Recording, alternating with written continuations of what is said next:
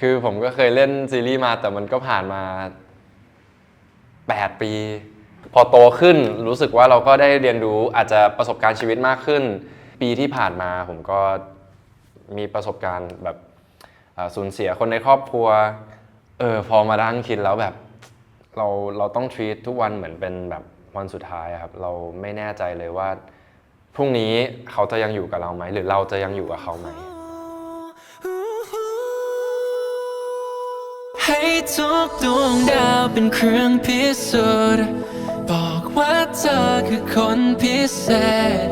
หากว่าเธอนั้นเคยลองสังเกตฉันได้ที่เธอดาวทุกดวงเรือนเธออยากขอให้ดาวทุกดวงบนฟ้าอย่าให้ใครพรากเธอไปไหนเพลงฝนดาวตก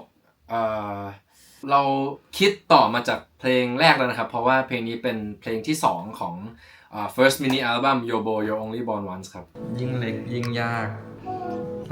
3.5 เป็นแกดเจ็ตกูร้องเพลงแนะนำว่ามันเหมือนเป่าบับเบิ้ลคือผมเป็นคนที่ไม่ค่อยมีเสียงตอนเช้าซึ่งจริงๆนี่ก็ไม่ได้เช้าแล้วเลยต้องใช้อันนี้ครับเพื่อให้มีเสียงก่อนอัดเพลงโอ้เหนื่อยเหมือนกันเนี่ย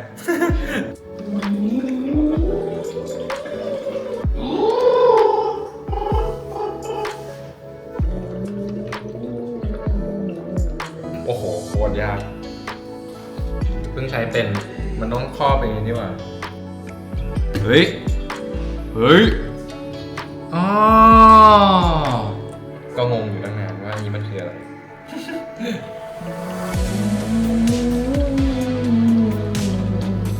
โอ้ยเหนื่อยเหมือนกันเนี่ย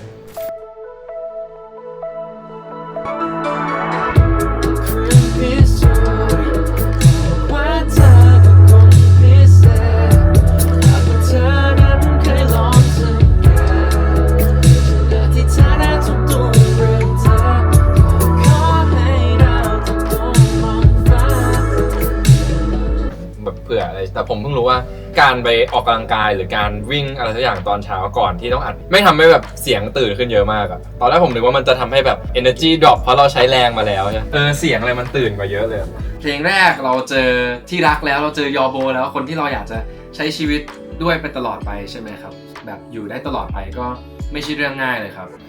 ก็เลยคิดว่าถ้าเราเจอคนที่เรารักแล้วเรามั่นใจว่าทั้งชีวิตเราอยากอยู่กับคนนี้เราก็คงไม่อยากให้เขาไปไหนครับไม่อยากให้ใคร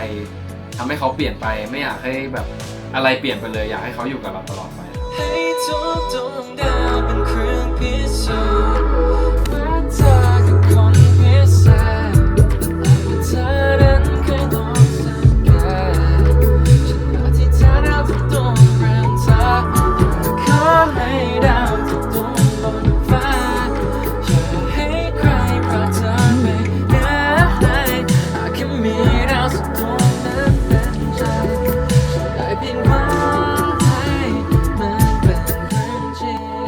ทุกคนครับเปิดแฟลชแล้วโยนโทรศัพท์หน่อยครับอยากเห็นคนครับอยู่ด้วยกันตรงนี้ได้ยินไหมฝนดาวตกที่ร่ำลงมาภาวนาทุกดวงที่ผ่านไปแค่ให้มีเธอแค่ตรงนี้เธออยู่ด้วยกันตรงนี้ตลอดไปทุกคนฝนดาวสวัสดีครับวันนี้มาอัดเพลงใหม่นะครับเพลงนี้ก็ตอนนี้น่าจะรู้แล้วมั้งชื่ออะไรก็พูดได้เพลงนี้ในเมื่อเพลงเราชื่อว่าฝนดาวตกผมก็ตอนจะอัดต้องขอทำให้ห้องมืดๆซะหน่อยนะ สร้างบรรยากาศโอเคเลือกสีแล้วดิมไฟ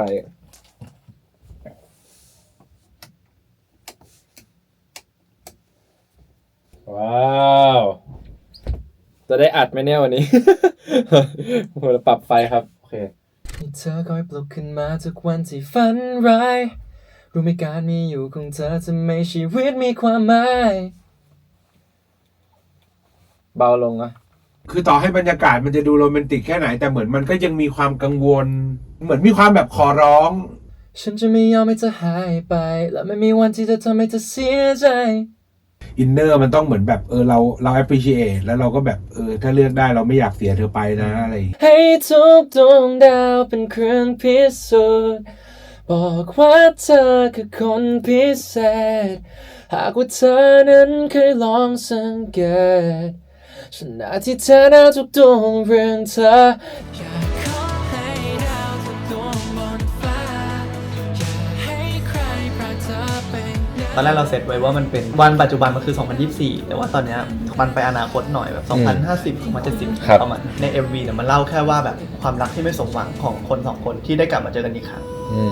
ให้ทุกดวงดาวเป็นเครื่องพิสูจน์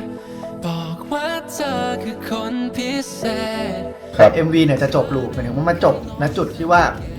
แล้วยังไงต่อเรื่องหลังจากนั้นที่แบบว่ามันเริ่มสงสัยกันก็ต้องไปดูในหนังเท่านั้นหลายสิ่งเท่ๆท่าขอพรอันนี้ก็มองไว้ว่าเป็นท่าแบบนี้ คือมันคือหางเศษดาวหาง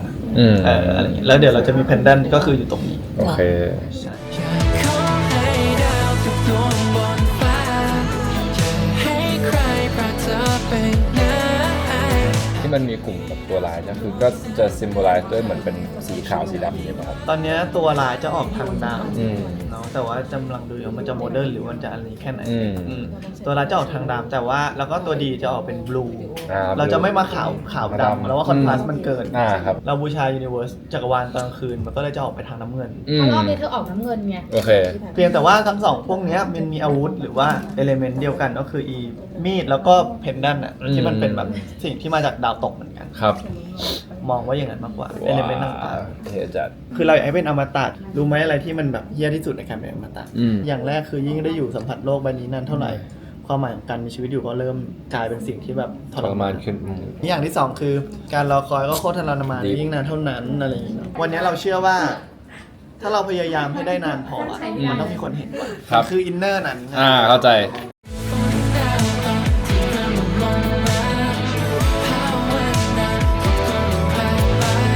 แล้วส่วนเรื่องการต่อสู้ก็ มันต้องมีการคอมแบท ครับ ในแทนมีการเคยเรียนการต่อสู้อะไรมาบ้าง ทุกวันนี้ก็ต่อยมวยอยู่ แต่เดี๋ยวมันก็จะมีซ้อมคอมแบทแหละ เย้ ที่มีการถามว่าแอนเล่นดนตรีอะไรได้บ้างครับ เล่นได้ทุกอย่างยกเว้นเครื่องเป่าครับกลองบีทแมชชีน เปียโน กีตาร์ แล้วลองอ่าน voice over ได้ ตอนต้นน่ะช่วงที่มันเป็น voice over อะไรพวกเนี้ย ครับ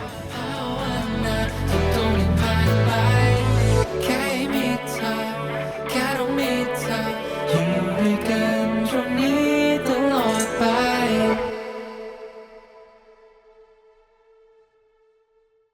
แน่นอนครับเราก็มีการทำ exercise เหมือนว่าเราเข้าไปอยู่ในสถานการณ์นั้น คนที่เรารักที่สุดเลยเนี่ยเขาหายไปเราจะรู้สึกว่างเปล่าขนาดไหน มันจะมีความรู้สึกไหนมาบ้างที่เราแบบปกป้องคนที่เรารักไม่ได้ ให้ทุกดวงดาวเป็นเครื่องพิสูจน์บอกว่าเธอคือคนพิเศษ ถ้า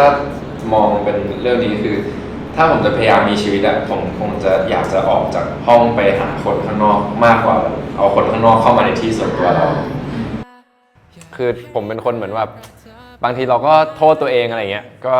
รู้สึกผิดเสียใจว่างเปล่ามองไปรอบข้างแล้วแบบเหลือแค่เราอะไรเงี้ยครับก็ผมก็ไม่คิดว่าผมจะรู้สึกได้ขนาดนี้ แต่ก็แม่งเห็นภาพจริงๆ ก็เลยรู้สึกว่าเป็นเอ็กซ์เซอร์ไซส์ที่ช่วยมากๆคิดว่าจะมีประโยชน์มากๆครับกับตอนถ่าย มีคือร้องไห้ แล้วร่างกายมันจะไปไหนต่อรีพีทอีกทีนึงค่ะ แล้วร่างกายหลังจากนั้นจะไปไหนต่อพังมันไปค่ะ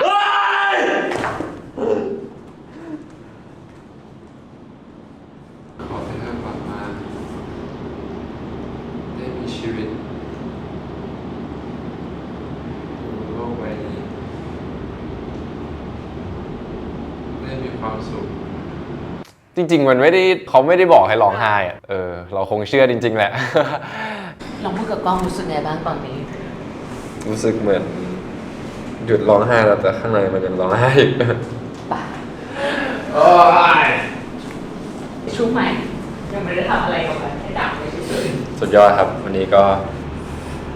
รู้สึกทรมานตัวเองดี ก็รู้สึกว่า ถ้ารู้สึกแบบนี้ต้องน่าจะเล่นได้ แต่ก็แม่งคัดแล้วมันไม่จบอ่ะคัดแล้วมันแบบยังอยู่ข้างใน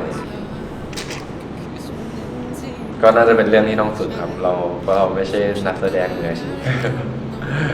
ถ้าเราเป็นคนที่เกิดการสูญเสียแบบนี้ขึ้นมาแล้วเราเดินยังไงเรามองออกไปเห็นคนอื่นใช้ชีวิตแล้วเป็นยังไงการที่เราแบบเนี่ยอยู่มาแบบ100 ปีอย่างเงี้ยคือผมว่าผมมีความแบบปิดกั้นทุกอย่างหมายถึงว่าเราเย็นชากับทุกอย่างเพราะว่าเรายังติดกับเรื่องเหตุการณ์วันนั้นอยู่ที่เราไม่สามารถที่จะปกป้องคนที่เรารักได้โอ้โหแบบเหมือนเข้าใจเลยเวลาคนแบบอะไรแย่ๆเกิดขึ้นกับเขาแล้วเขาพูดว่าเหมือนว่า I'm just แบบ making my first step เหมือนเพิ่งเรียนรู้ที่จะเดินก้าวใหม่อีกครั้งอะไรเงี้ยแล้วพอลุกขึ้นมาเดินรู้สึกว่าแบบคือแค่ทรงตัวผมยังทรงตัวไม่อยู่เลยก็เลยแบบรู้สึกว่าแบบขอให้เดินได้ก็พอเพิ่งมารู้ว่าเฮ้ยการเดินแม่งยากกลายเป็นสิ่งธรรมดาที่เราควรจะทำได้มันโฟกัสไม่ได้เลยบาลานซ์ไม่ได้เลยอะไรอย่างเงี้ยครับ กินน้ำได้กินน้ำได้ก็คือโน้ตได้ว่าเกิดความรู้สึกอะไรขึ้นเนาะรู้สึกยังไงพูดออกมา3 2 1ไม่รู้แล้วเหนื่อย mentally ไม่แต่ก็ดีแล้วที่เป็นอย่างนี้ไม่งั้นเราเล่นไม่ได้แต่ว่ามันแบบปรับโหมดค่อยๆปรับโหมด เธอจะเหนื่อยอย่างเงี้ย2 วันได้เลย อันนี้แค่3 ชั่วโมงเองได้ ได้เลย แล้วก็แบบโดน แต่ก็ดีกว่าไม่รู้สึกอ่ะนะครับซีนไหนใกล้เหรอคาแรคเตอร์มีความใกล้มากกว่าคือมันไม่ใช่แค่ซีนคือผมก็เป็นคนที่มีความเชื่อครับแล้วก็รู้สึกว่าดวงดาวมันเป็นอะไรที่ inspiring เหมือนว่าคือเราไม่รู้หรอกขอพรไปมันจริงไหมแต่ผมก็รู้สึกว่าการที่เราขอพรกับดวงดาวมันดูเป็นอะไรที่จะทำให้เราแบบสมหวังได้แล้วก็เมื่อก่อนตอนผมทำเพลงผมก็ชอบ reference ดวงดาวชอบการอธิษฐานกับดวงดาวรู้สึกดวงดาวมันมี energy มีพลังอะไรที่มันมีความสวยงามมีความพิเศษเธอก็คือส่วนหนึ่งที่อยู่ในหัวใจ แต่ว่าอีกอย่างที่ผมรู้สึกว่ามันคล้ายกับตัวผมพอผมอ่านบทแล้วผมเลยเข้าถึงได้ก็คือการโทษตัวเองครับเหมือนว่าเวลาอะไรผิดพลาดหรือเวลาอะไรไม่ได้เป็นอย่างใจผมเหมือนแบบผมจะมองที่ตัวเองก่อนว่าเราแก้ตรงไหนได้ถึงบางทีมันอาจจะเป็นความผิดของคนอื่นแต่ผมก็จะชอบมองว่าเราควบคุมคนอื่นไม่ได้เราควบคุมตัวเองได้เพราะฉะนั้นเราน่าจะทำแบบนี้ว่าเราน่าจะแก้สถานการณ์ได้เลยให้ทุกดวงดาวเป็นเครื่องพิสูจน์บอกว่าเธอคือคนพิเศษ พรุ่งนี้เจอนางเอกครั้งแรกก็ตื่นเต้นแล้วก็ผมเป็นห่วงตัวเองมากกว่า คือเขาเป็นนักแสดงอาชีพก็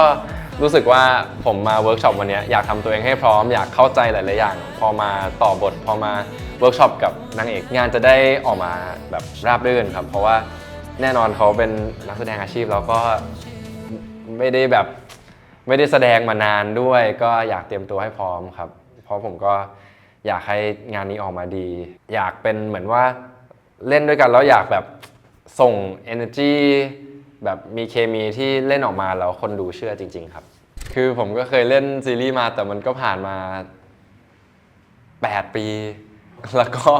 บทตอนนั้นก็ค่อนข้างเด็กก็เป็นเด็กพอโตขึ้นรู้สึกว่าเราก็ได้เรียนรู้อาจจะประสบการณ์ชีวิตมากขึ้นมีจุดที่ reference ได้มากขึ้นเพราะว่าแน่นอนการสูญเสียมันเป็นอะไรที่ค่อนข้างเซนซิทีฟเนาะแล้วก็ปีที่ผ่านมาผมก็ได้มีประสบการณ์แบบสูญเสียคนในครอบครัวสูญเสียสัตว์เลี้ยงซึ่งก็มาคิดพอเราอยู่ในตัวละครในเรื่องก็เราคงไม่รู้ว่าวันนั้นน่ะมันเป็นวันสุดท้ายที่เราได้ใช้กับนารินพอมานั่งคิดแล้วแบบโหเราน่าจะทำอย่างนี้เรายังไม่ได้ไปที่นี่ด้วยกันเลยเรายังไม่ได้ทำแบบนี้ด้วยกันเลยเรายังไม่ได้มีเวลาอยู่ด้วยกันอย่างที่เราอยากที่จะมีเลยครับก็รู้สึกว่าก็เหมือนเราก็ได้บทเรียนในเรื่องด้วยแหละว่าเราต้อง treat ทุกวันเหมือนเป็นแบบวันสุดท้ายครับเราไม่แน่ใจเลยว่า พรุ่งนี้เขาจะยังอยู่กับเราไหมหรือเราจะยังอยู่กับเขาไหม ให้ทุกดวงดาวเป็นเครื่องพิสูจน์บอกว่าเธอคือคนพิเศษ หากว่าเธอนั้นเคยลองสังเกต ฉันอธิษฐานทุกดวงเรื่องเธอ อยากขอให้ดาวทุกดวงบนฟ้า อย่าให้ใครพรากเธอไปไหนหากแค่มีดาวสักดวงนั้นเป็นใจ ฉันได้เพียงหวังให้มันเป็นเรื่องจริง